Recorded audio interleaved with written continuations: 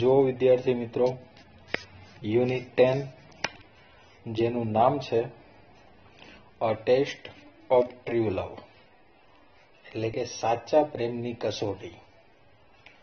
તો આપણે ગયા વિડિયો લેક્ચરમાં જોયું હતું કે ન્યુયોર્કની અંદર ગ્રાન્ડ સેન્ટ્રલ સ્ટેશનના માહિતી મેજ પર જે ઘડિયાળ લગાવેલી હતી તેનો સમય 6 વાગવામાં 6 મિનિટ બાકી હતો. એક ઊંચો અને યુવાન લેફ્ટનન્ટે પોતાનું મોં ઊંચું કરે છે અને આંખો ઝીણી કરીને સમય નોંધે છે. તેનું હૃદય ઝડપથી ધબકતું હતું. શા માટે ઝડપથી ધબકતું હતું? તો જે સ્ત્રી છેલ્લા 13 મહિનાથી તેના વિચારોમાં હતી તેને તે આવનારી 6 મિનિટમાં મળવાનો હતો. પણ તેણે આ સ્ત્રીને ક્યારેય જોઈ ન હતી. પણ તેણે પત્ર લખ્યો હતો અને એની અંદર જે સ્ત્રીએ શબ્દો લખેલા હતા તે આ લેફ્ટનન્ટ માટે ખૂબ જ મહત્વના હતા. તો એ શબ્દ કંઈક એવા હતા કે અલબત્ત એવો સમય આવે કે જ્યારે તમે ખૂબ ડરી જાઓ. તમે કલ્પના કરજો કે તમે મારો અવાજ સાંભળી શકો છો. હું તમને કહેતી હોઉં કે હું લડાઈમાં મૃત્યુથી પણ ડરીશ નહીં. અને આ શબ્દો સાંભળીને તેને એક નવી શક્તિ મળી હતી અને આવનારી 6 મિનિટમાં તે તેનો વાસ્તવિક અવાજ સાંભળવાનો હતો. અને હવે 6 વાગવામાં 4 મિનિટ બાકી હતી. એવામાં એક છોકરી તેની પાસેથી પસાર થઈ છે. તેણે એક ફૂલ લગાવેલું હતું અને તે સફેદ ગુલાબ હતું. પણ તેના મિત્રને તેને લાલ ગુલાબથી ઓળખવાનો હતો. અને આ છોકરી જે તેની બાજુમાંથી પસાર થઈ છે તે માત્ર 18 વર્ષની હતી અને હકીકતમાં તેને જે સ્ત્રીને મળવાનું હતું એ મેનલ એ 30 વર્ષની હતી. તેણે તાલીમ શિબિરમાં જે પુસ્તક વાંચ્યું હતું તેનું યાદ આવ્યું અને એનું શીર્ષક હતું ધ હ્યુમન બોન્ડેજ. અને તેના બધા જ પાના ઉપર એક સ્ત્રીના હસ્તાક્ષર હતા. તેણે ક્યારેય માન્યું ન હતું કે એક સ્ત્રી પુરુષના વિચારોને આટલી સારી રીતે સમજી શકે છે. પુસ્તકના અંદરના પાને તેણે પોતાનું નામ લખેલું હતું હોલિસ મેનલ. તેણે ન્યુયોર્કની ટેલિફોન ડિરેક્ટરીમાંથી તેનું નામ અને સરનામું શોધી કાઢ્યું અને તેણે તેને પત્ર લખ્યો અને તેણીએ જવાબ આપ્યો હતો. આ રીતે બંને વચ્ચે મુલાકાત શરૂ થઈ હતી. બીજે દિવસે તેણે લશ્કરી ટુકડી દરિયા પાર ચાલી ગઈ.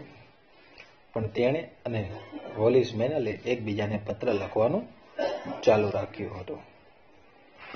તો જુઓ હવે આગળ વિદ્યાર્થી મિત્રો પાઠમાં શું થાય છે. For 13 months she had written to him regularly. કે 13 મહિનાથી તેણીની તેને નિયમિત પત્ર લખતી હતી. રેગ્યુલરલી એટલે કે નિયમિત રીતે. Even when his letter did not arrive, she kept on writing. કે તેના પત્રો ન મળે તો પણ તેણીની લખ્યા જ કરતી હતી. Now he believed that he loved her and that she loved him. હવે તેને ખાતરી થઈ ગઈ હતી કે તે તેણીને ચાહતો હતો અને તેણી તેને ચાહતી હતી.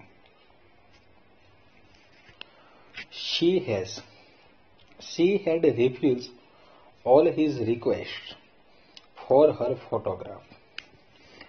તેણીએ તેના ફોટા માટેની બધી વિનંતીઓ નકારી હતી. રિફ્યુઝ એટલે કે નકારવું.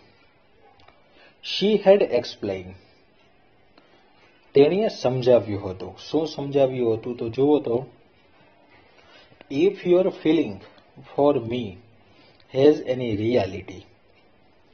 કે જો તમારી મારા માટેની લાગણીઓમાં સચ્ચાઈ હશે તો રિયાલિટી એટલે કે સચ્ચાઈ અને ફિલિંગ એટલે કે લાગણી જો તમારી મારા માટેની લાગણીઓમાં સચ્ચાઈ હશે તો માય લુક્સ વોન્ટ મેટર, તો મારા દેખાવનું કોઈ મહત્વ નથી. લુક એટલે કે દેખાવ. સપોઝ આઈ એમ બ્યુટીફુલ. માનો કે હું સુંદર છું. I would always have the idea that you were attracted by a pretty face. કે માનો કે હું સુંદર છું તો મને હંમેશા એવો વિચાર આવશે કે તમે સુંદર ચહેરાથી આકર્ષાયા હતા. પ્રેટી ફેસ એટલે કે સુંદર ચહેરો અને એટ્રેક્ટ એટલે કે આકર્ષાવું. That kind of love would displease me. મને એ પ્રકારનો પ્રેમ નહીં ગમે. Suppose I am not pretty. ધારો કે હું સુંદર નથી તો I would always fear that you were writing to me because you were lonely. જો હું સુંદર નથી તો મને હંમેશા એવો ડર રહેશે કે તમે એકલા હોવાથી મને પત્ર લખતા હતા. અહીંયા ફિયર નો મતલબ થશે ડર અને લોનલી નો મતલબ થશે એકલું. No, don't ask for my picture. ના, મારા ફોટાની માંગણી કરશો નહીં.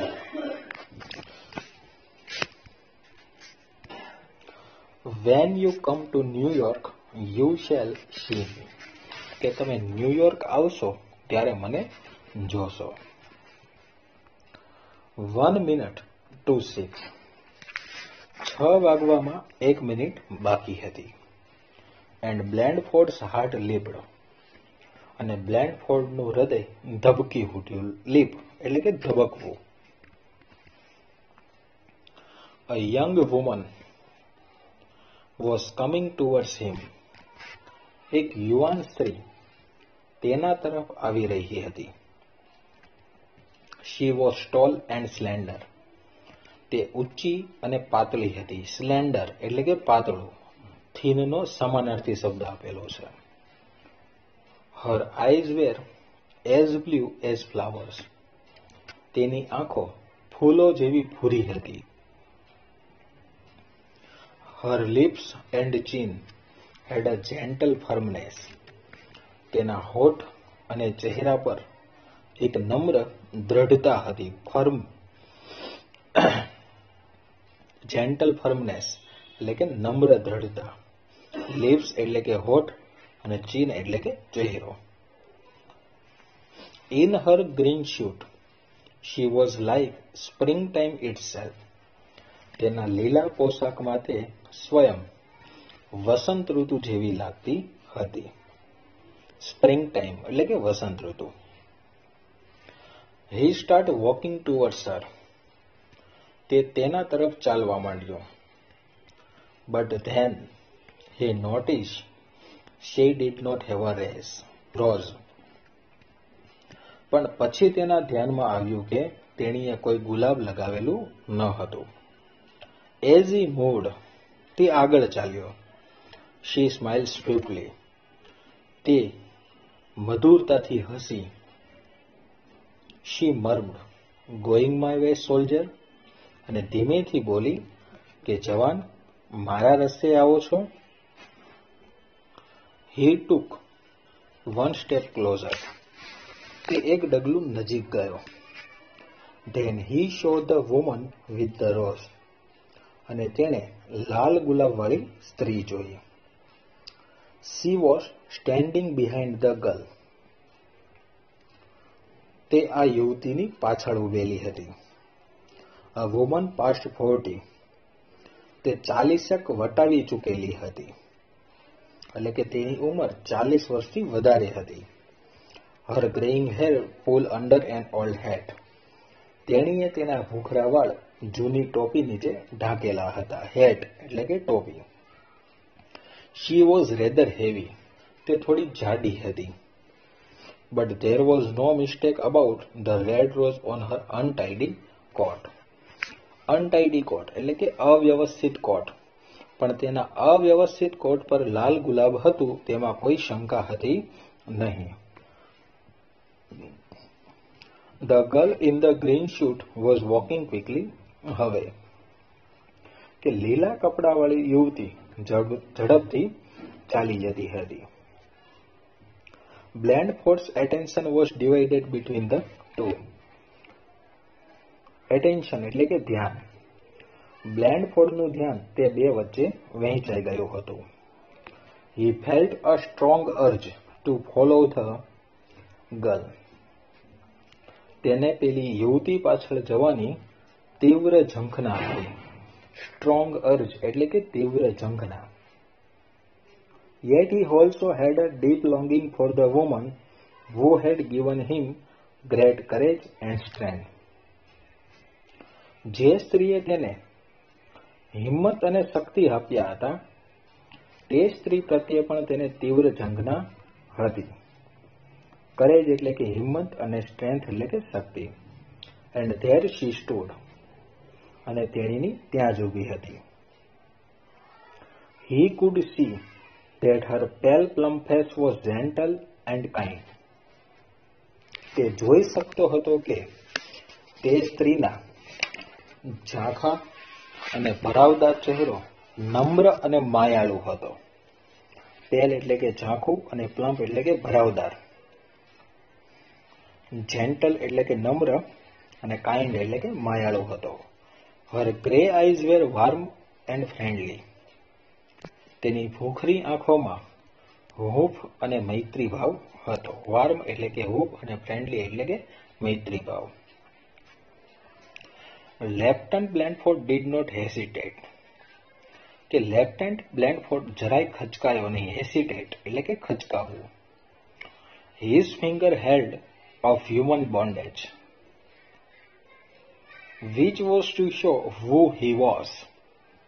તે પોતે કોણ હતો તેને પરિચય આપવા તેણે પોતાના હાથમાં ઓફ હ્યુમન બોન્ડેજ પુસ્તક પકડેલું હતું.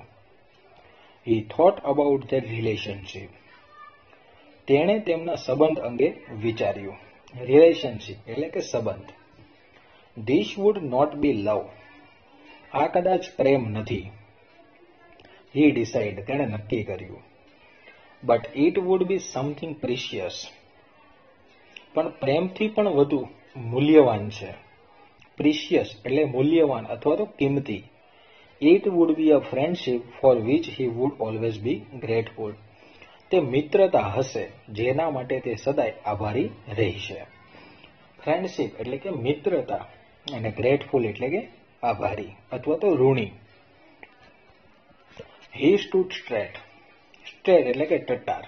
તે ટટ્ટાર ઊભો રહ્યો. Saluted અને સલામી આપી. And held the book towards the woman. અને સ્ત્રી આગળ પુસ્તક ધર્યું. As he spoke, he thought how different she was from the girl he had expected. તે બોલ્યો ત્યારે તેણે વિચાર્યું કે તેણે જેવી છોકરીની આશા રાખેલી તેના કરતા તે કેવી અલગ છે. એક્સપેક્ટ એટલે કે આશા રાખવી. I am Lieutenant John Blandford. કે હું lieutenant John Blandford. And you are Miss Manel. અને તમે મિસ મેનલ છો નહીં? I am so glad we could meet. આપણે મળ્યા તેનો મને ખૂબ આનંદ છે. May I take you to dinner? હું તમને જમવા માટે લઈ જઈ શકું? A smile appeared on the woman's face. તે સ્ત્રીના ચહેરા પર હાસ્ય ફરી વળ્યું. I don't know who you are, young man, she answered. તેણીએ જવાબ આપ્યો કે યુવાન, તમે કોણ છો તે હું જાણતી નથી. That young lady in the green suit asked me to wear this red rose on my coat. કે પેલી લીલા પોશાકવાળી યુવાન સ્ત્રીએ મને મારા કોટ પર લાલ ગુલાબ લગાવવાનું કહ્યું હતું. She also said. તેણીએ એમ પણ કહેલું, if he invites you to dinner, કે જો તે તમને જમવાનું આમંત્રણ આપે તો tell him I am waiting at the restaurant across the street. તો તેને કહેજો કે સ્ટ્રીટ એટલે કે શેરી, હું શેરીની સામે બાજુના રેસ્ટોરન્ટમાં તેની રાહ જોઉં છું. એન્ડ એડેડ, અને વધુમાં કહ્યું, it is a test of some kind, આ એક પ્રકારની કસોટી છે.